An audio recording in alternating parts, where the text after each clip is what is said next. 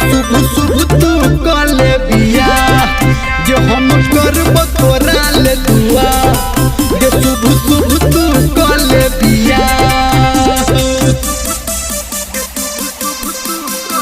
घर चौधराना जे दिल तोर लेने करबौ जे शुभ शुभ तू कले बिया जे हम करब तोरा ले दुआ जे शुभ शुभ तू कले बिया। क्या नाम है आपका? डीजे पप्पू राम। नाम तो आपने सुना ही होगा। Singing by Dharmendra Nirmaliya.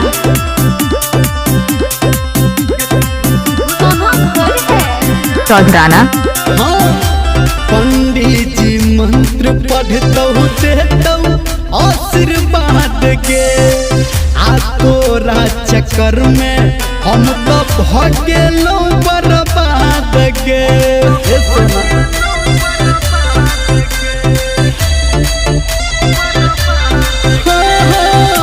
पंडित जी मंत्र पढ़तौ देतौ आशीर्वाद के आ तोरा चक्कर में हम तो भगेलौ बर्बाद के।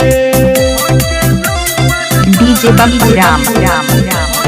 चौधराना। ये जिंदगी को के हमर तबाह ये शुभ शुभ तू कले बिया। डीजे पप्पू राम।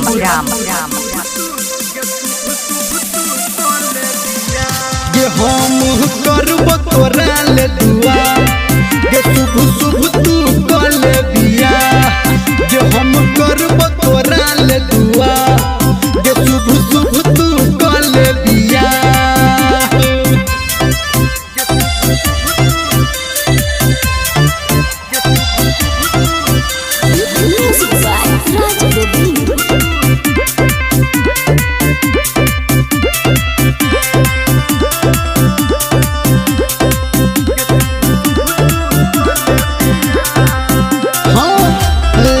गौन केकरो जान तोरा जादू टोना आ खेल के तू तोड़ला जान हमरा बुझ खेलौना।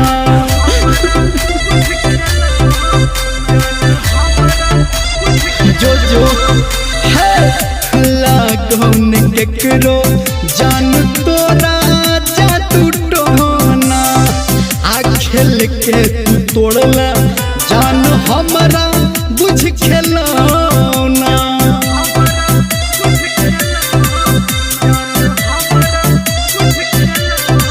ये धर्मेंद्र केल कौरिया ये शुभ शुभ तू कले बिया। डीजे पप्पू राम। ये हम करब तोरा ले दुआ के शुभ शुभ तू कले बिया ये दिल तोड़ले ने करबो हम ये शुभ शुभ तू कले बिया।